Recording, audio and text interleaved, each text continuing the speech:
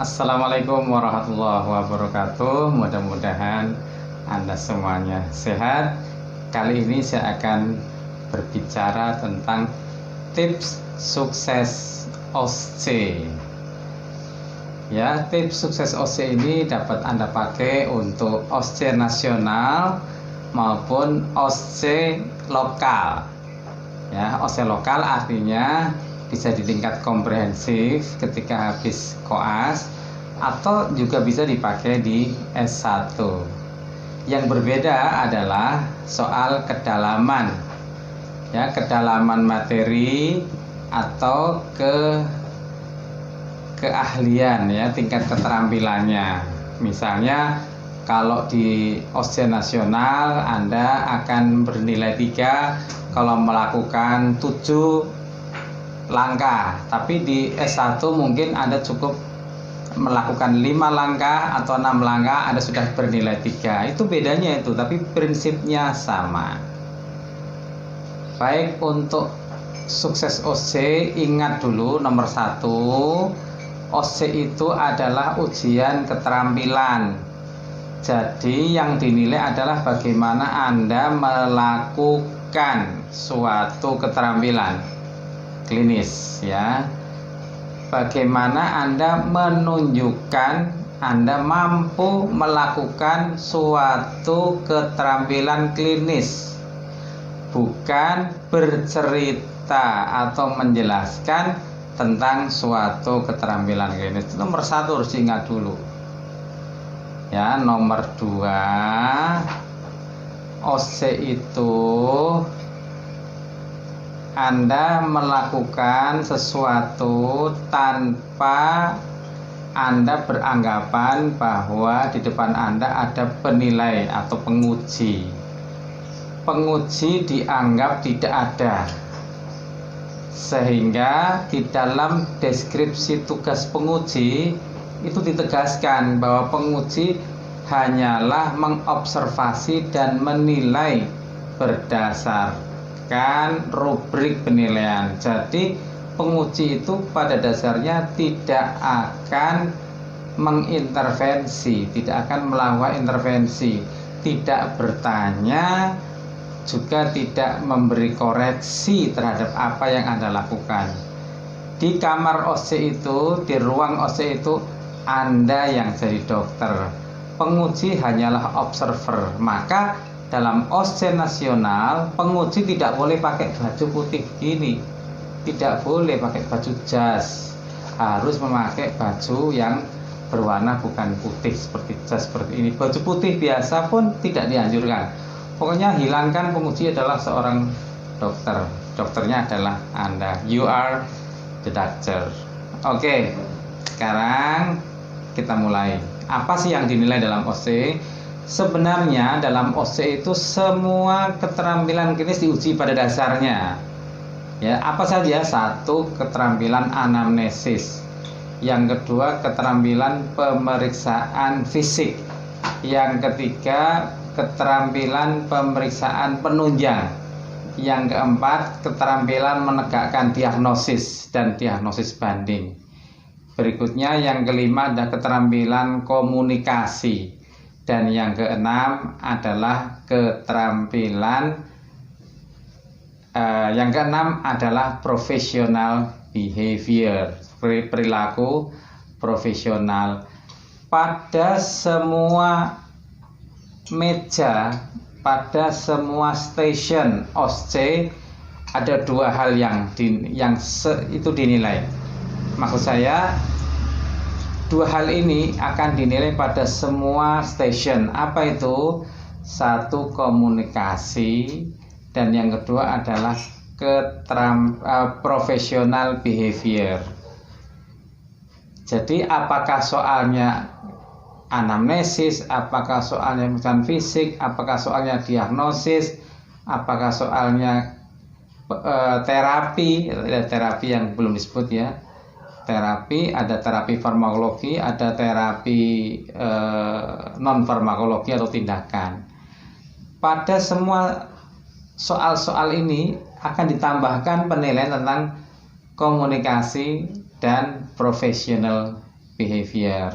Jadi apapun soalnya, komunikasi dan professional behavior itu akan dinilai. Tetapi untuk anamnesis, modal fisik, terapi, dan terapi non farmakologi atau tindakan itu bisa saja itu suatu pilihan, tergantung soalnya. Jadi begini tipsnya, kalau soalnya anamnesisnya sudah lengkap, maka soalnya pasti bukan soal anamnesis. Lihat aja urutan pertanyaannya, lakukan pemeriksaan fisik, berarti soalnya sudah tidak perlu melakukan anamnesis lagi. Yang dilakukan tetap komunikasi, tetap kan komunikasi dinilai pada semua soal ya. Anda harus menyapa, Anda harus berkomunikasi selama pemeriksaan, selama tindakan itu Anda harus melakukan komunikasi. Tapi tidak perlu anamnesis. Karena apa? Soalnya tidak disuruh anamnesis. Kalau soalnya lakukan pemeriksaan fisik, Anda langsung lakukan pemeriksaan fisik. Kalau soalnya lakukan tindakan, Anda langsung melakukan tindakan. Tentu tadi professional behavior dan komunikasi tetap dinilai. Maka kalau soalnya tindakan, berarti Anda harus melakukan komunikasi, professional behavior selama proses tindakan itu. Jadi 3 hal yang dinilai. 1 komunikasi, 2 tindakannya sendiri, dan yang ketiga professional behaviornya. Nah, kalau anamnesisnya hanya keluhan saja, misalnya seorang anak laki-laki berusia 5 tahun dibawa ke rumah sakit dengan keluhan kejang, berarti soalnya Anda harus melakukan anamnesis. Pasti ada soal anamnesisnya. Karena apa? Hanya keluhan. Nah, lalu teruskan dengan pemeriksaan fisik. Nah, sekarang kita ingin lanjut bicara tentang masing-masing item ya. Nomor 1 anamnesis ya. Anamnesis selalu ingat alur. Silahkan ingat dan lihat kembali apa itu alur tentang anamnesis yang sudah saya sampaikan dulu, yaitu akurat, lengkap, urut, dan rasional. Nah, khusus untuk tumbuh kembang, kalau ada masalah tumbuh kembang, jadi kalau misalnya dikeluhkan perkembangannya tidak sesuai dengan usianya, maka Anda harus melakukan anamnesis menggunakan tools tumbuh kembang, minimal KPSP. Mungkin Anda akan diminta melakukan pemeriksaan Denver 2, tergantung soalnya. Tapi begitu ada keluhan bahwa tumbuh kembang, perkembangannya tidak sesuai dengan usia, Anda harus lihat di meja soal itu, di meja tempat Anda duduk itu, apakah disediakan KPSP. Kalau ada, ambil dan pakai, jangan dibiarkan dia nganggur KPSP itu. Kalau ada Denver, berarti Anda sangat mungkin disuruh meriksa Denver, maka gunakan Denver. Tapi kalau itu tidak ada semua dan anamnesisnya memang tidak ada masalah keluhan tumbuh kembang, berarti Anda tidak perlu melakukan anamnesis secara detail. Anda cukup menggunakan bahasa umum, misalnya, Bu, bagaimana perkembangan putranya? Apakah selama ini perkembangannya hampir sama dengan teman-teman sebayanya? Kalau iya, insya Allah itu sudah cukup. Anda tidak perlu melakukan anamnesis yang lebih lengkap. Tapi kalau terlambat ya dok, kayaknya ini sudah umur 1 tahun kok belum bisa duduk, Anda pasti harus menggunakan tools tumbuh kembang, tools perkembangan anak ya. Kalau yang dikeluhkan adalah berat badan tidak naik, berarti Anda harus melihat kurva pertumbuhan bayi dan anak. Selalu begitu ya. Itu kuncinya begitu. Jadi dilihat kembali soalnya baik-baik ya, soal dipahami dengan baik-baik sehingga Anda dapat menjawab dengan baik. Hanya menjawab yang dipertanyakan, yang dijadikan soal.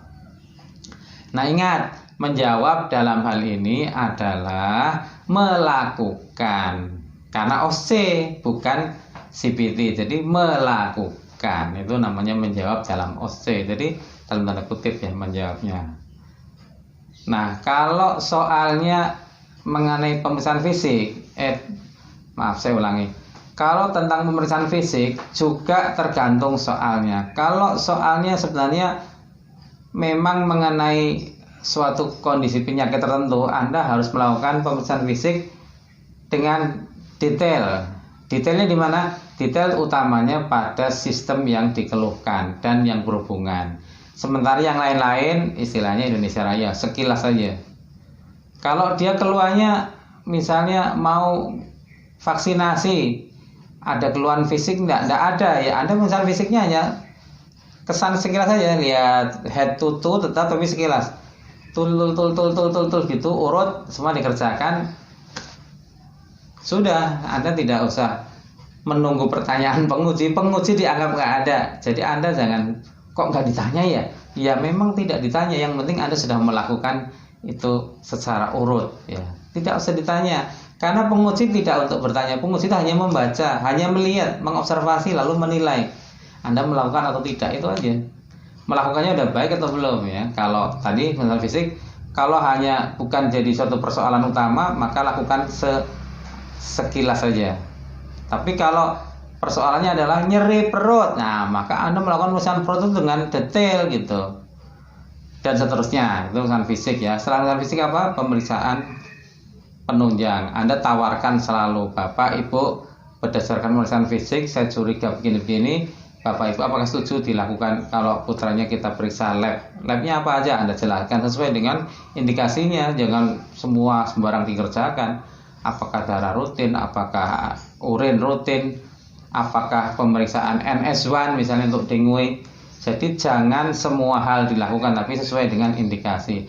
Kalau dia mengatakan setuju dok, baru saya buatkan pengantarnya Bu, atau Anda membuatkan pengantar. Itu ya, itu cara buat gitu. Begitu diberi pengantar ya, diberi pengantar lalu pasien setuju, keluarga setuju, maka biasanya penguji akan memberikan hasilnya. Tidak diminta pun akan diberikan hasilnya kalau Anda sesuai yang diminta, sesuai diberikan. Hanya kadang-kadang memberikan dengan secara lisan hasilnya ini. Bukan menguji, bukan bertanya, tapi memberi informasi tambahan. Atau diberikan hasil secara tertulis, hasilnya seperti ini, dok. Nah, seperti itu ya, itu pemeriksaan penunjang. Nah, sekarang setelah itu kan diagnosis. Anda harus mengatakan diagnosis baik dengan bahasa kedokteran maupun dengan bahasa awam. Dua-duanya perlu Anda sampaikan supaya lebih paham. Diagnosis asli bahasa kedokteran perlu Anda sampaikan supaya penguji tahu bahwa Anda tahu diagnosis secara medis. Kepada pasien Anda bahasakan ataunya supaya Anda tahu bagaimana bahwa Anda, supaya penguji tahu bahwa Anda bisa berkomunikasi dengan pasien. Misalnya, Bu, ini pasiennya, putranya ini saya curigai adanya penyakit usus buntu.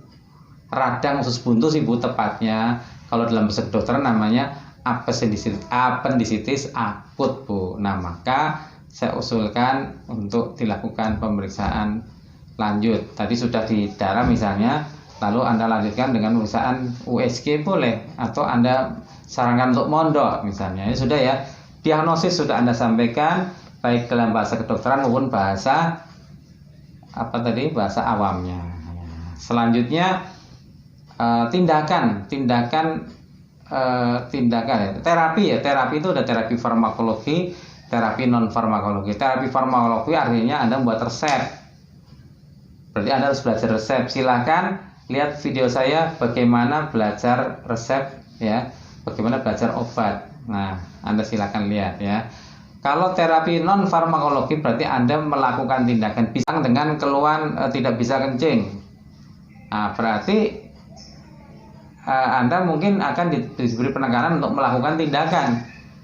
Tapi data yang lain biasanya sudah ada kalau Anda mau tindakan. Tapi kadang-kadang ada juga Anda diminta anamnesis sekedarnya lalu tindakan. Ya. Selalu komunikasi tetap ada, tindakan. Ya. Nah sekarang misalnya Anda mau melakukan tindakan imunisasi misalnya. Imunisasi, seorang pasien datang nggak ada keluhan lain kecuali mau imunisasi. Saya sudah, tetap Anda saya tanyakan perkembangannya selama ini bagaimana Bu, ada keluhan nggak, ada sakit nggak ada sakit, sehat Bu ya, oke. Setelah itu Anda cek buku KIA atau kartu imunisasinya, itu yang harus minimal Anda lakukan. Cek kembali apakah yang diinginkan pasien sama dengan catatan mediknya, catatan imunisasinya. Dok, anak saya sudah 9 bulan tapi belum campak. Ya cocok, 9 bulan belum cacak kan campak kan, campak memang 9 bulan. Anda cocokkan lagi Oh iya, belum. Atau 12 bulan tapi saya nggak yakin udah campak belum. Anda lihat, oh ada MR. MR ini campak Bu, sama. Anda harus cek dulu. Jadi jangan langsung mengiyakan. Jadi intinya apa?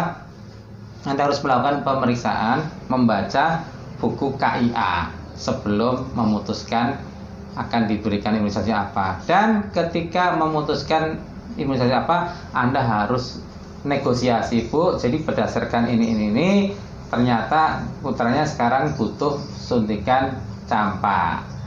Nah, kalau campak sekarang namanya MR ya. MR itu campak pesrubela. Jadi nanti disuntiknya di sebelah lengan misalnya, atau kalau boleh juga sih di paha, tapi nanti suntikannya tidak terlalu dalam. Nanti kita suntik. Nah, setelah menjelaskan, negosiasi, komunikasi, edukasi tentang efek samping campak, misalnya MR campak berarti kemungkinan hari kelima demam ya Bu, nggak langsung Bu, biasanya hari kelima atau ke-6 ke-7 baru demam.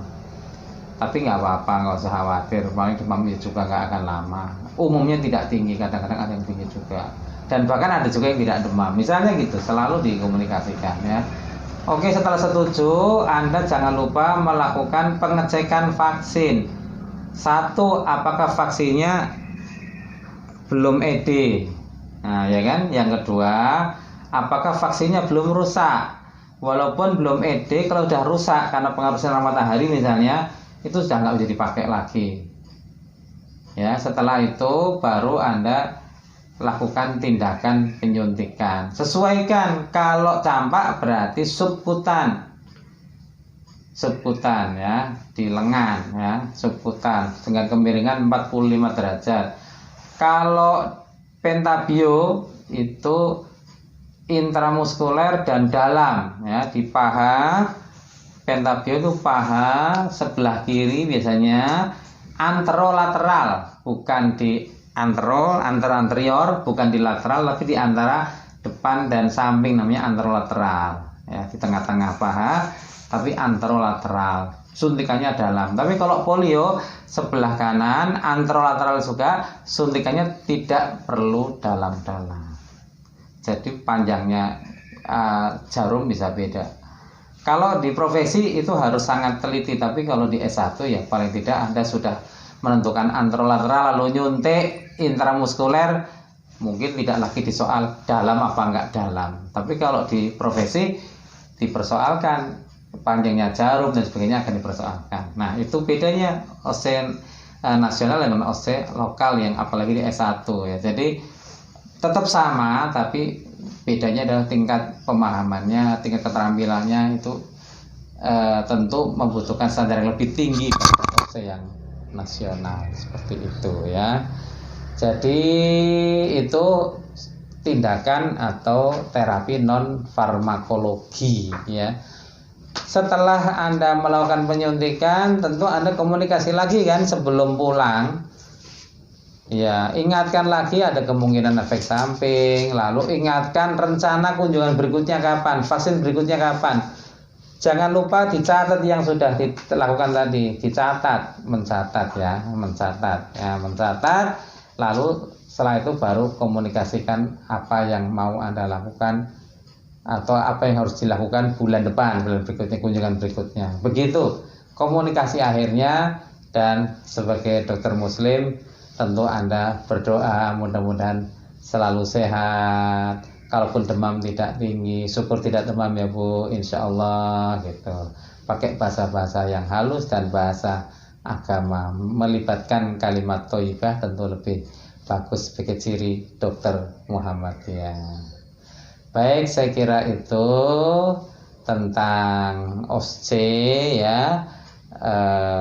Selebihnya silahkan pelajari di dalam buku-buku OSCE dan juga video-video saya yang lain tentang OSCE dan tentang anamnesis dan sebagainya.